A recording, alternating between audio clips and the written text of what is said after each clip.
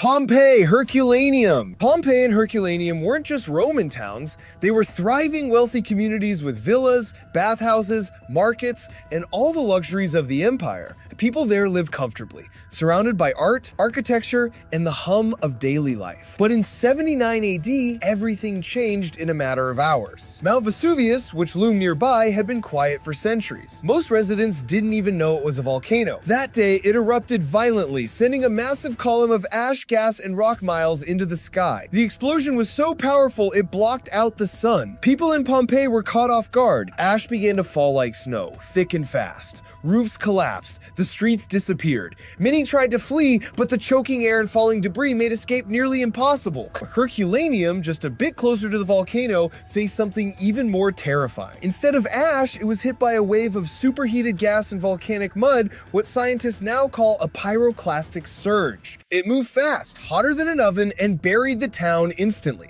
People didn't have time to run. Their bodies were found centuries later, frozen in place, some clutching loved ones, others huddled in boathouses by the shore. What makes this tragedy so haunting is how well preserved everything was. The ash sealed Pompeii like a time capsule. When archaeologists uncovered it, graffiti on walls and casts of people in their final moments. These towns were wiped out not by war or collapse, but by a mountain that suddenly woke up. Pompeii and Herculaneum weren't just destroyed, they were erased in a single day, and all that's left now are ruins and stories of lives interrupted mid-step. Minoan Civilization. The Minoan world rose up on the island of Crete more than 3,000 years ago, and it felt like nothing could stop it. They built sprawling palaces painted in bright reds and blues, they traded olive oil, pottery, and perfumes all around the Mediterranean, and their ships seemed to sail forever. Life in Knossos and Phaistos pulsed with music, dancing, bull-leaping shows, and markets where strangers from far-off lands mingled with locals. It all looked smooth, steady, and destined to last. Then around 1600 BC, things began to shake. On a nearby island called Thera, today's Santorini, a giant volcano stirred beneath the sea. Early tremors rattled pottery and cracked walls, but the Minoans chalked it up to ordinary earthquakes. It all changed when the volcano exploded with a force far greater than anything they'd ever seen, blasting ash and pumice high into the sky.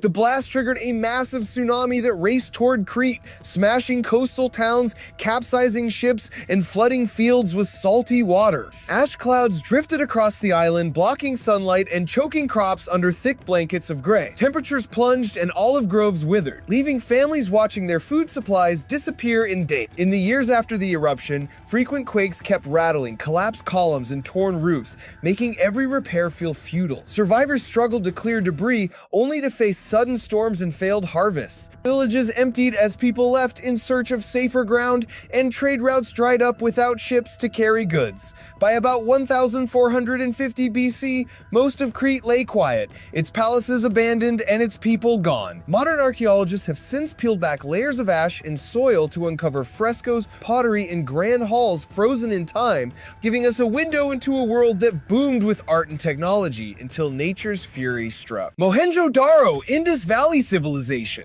Mohenjo-Daro sat on the banks of the mighty Indus River over 4,000 years ago, a city of straight streets, brick houses, and the world's first urban sanitation system. Families drew water from deep wells, baked bread in neighborhood ovens, and traded beads and finely painted pottery with distant lands. Every corner of this place spoke of careful engineering, from granaries built to store grain through the hot summers to covered drains that carried away wastewater before it ever reached the street. Scholars think the city peaked around 2500 BC, humming with activity as merchants loaded boats and children played in morning light. Then the river began to shift. Seasonal floods, once predictable, turned savage, rushing through lanes, sweeping homes off their foundations, and smothering fields under thick mud. Farmers couldn't plant crops, and granaries meant to store food filled with water instead of grain. On top of that, the summer rains that nourished the Indus started to fail. Monsoon winds grew weaker, and a long drought took hold. Wells went dry, and food became scarce. People left their houses with what they could carry, heading inland or into smaller villages with a better chance at growing enough to eat. Without trade, without crops, and without fresh water, the city emptied out over a few generations. Archaeologists digging here today today find streets layered with silt from massive floods and mud-cracked walls from endless drought. They uncover seals and weights that once helped balance trade, all lying silent beneath the dust.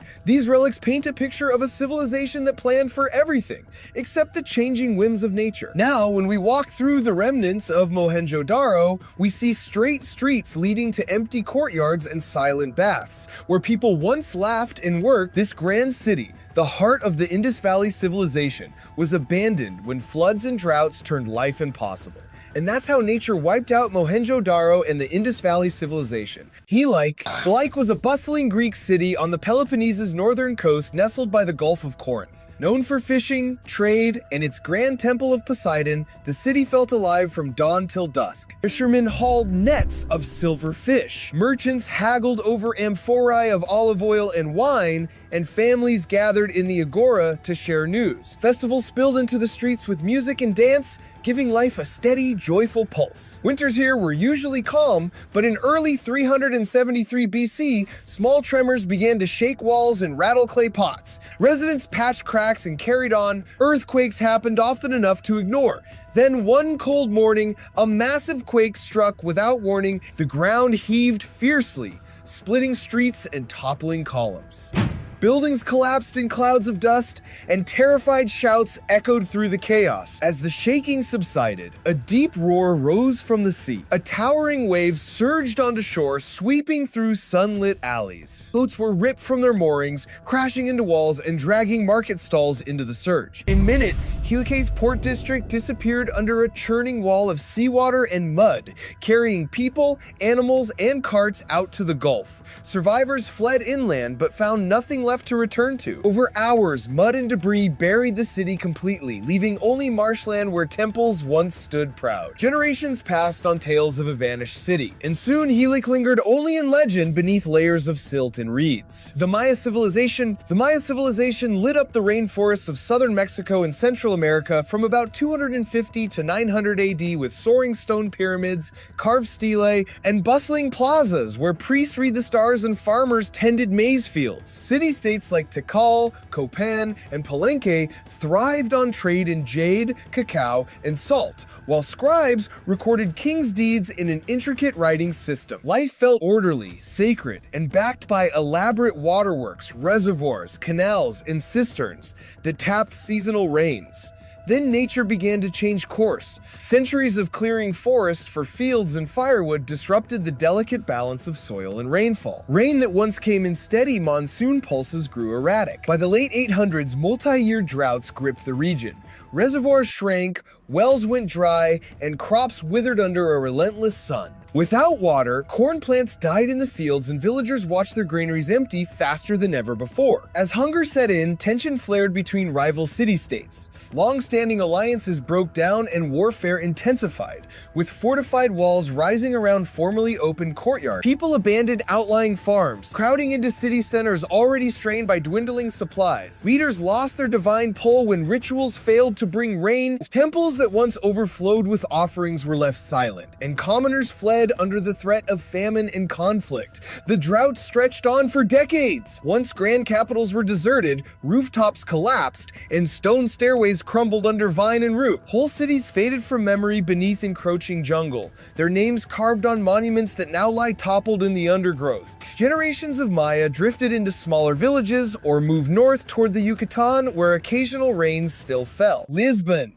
sat on the edge of Europe's western frontier, a ribbon of red-tiled roofs sloping down to the Tagus River. By the mid-1700s, it was a bustling port city where merchants traded spices, silk, and gold from Brazil, and pilgrims crowded into churches for All Saints' Day services. Narrow streets wound past gilded facades and ornate balconies, and the smell of freshly baked bread mingled with the salty breeze off the Atlantic. On the morning of November 1755, quiet stirred into unease as faint tremors rattled windows and wine glasses. places. People paused, glanced around, but shrugged off the jitters. Earthquakes were part of life on the edge of tectonic plates. By mid-morning, the trembling grew violent. Walls cracked, roofs caved in, and the ground rolled like a ship at sea, sending panicked shoppers spilling into the streets. No sooner had the shaking stopped than the sea surged back. Fishermen watched in horror as a wall of water raced toward the harbor, sweeping boats inland and drowning quayside warehouses. In its wake came fires, unknown sparks igniting gas from broken pipes and oil and toppled lamps,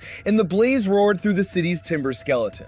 Heat and smoke darkened the sky as people scrambled through collapsing streets, only to find aftershocks tumbling the walls behind them. By nightfall, the heart of Lisbon lay in ruins under a quilt of ash, mud, and charred timbers. Tens of thousands of lives were lost or scattered, and survivors huddled in fields beyond the blast zone, watching distant flames flicker where churches and palaces once soared. City plans, civic records, entire neighborhoods vanished beneath rubble more than a meter deep. In the decades that followed, rebuilding under the Marquês de Pombal reshaped Lisbon with earthquake-resistant architecture, but crews digging foundations still unearthed shaped cracks in stone and scorched wood beams frozen in the moment of disaster. In museums, you can view salvaged tiles, bent horseshoes, and twisted nails that whisper of a day when nature tore a city apart. And that's how nature wiped out Lisbon. The Ancestral Puebloans built their homes in the red rock canyons of the American Southwest, weaving communities of stone towers,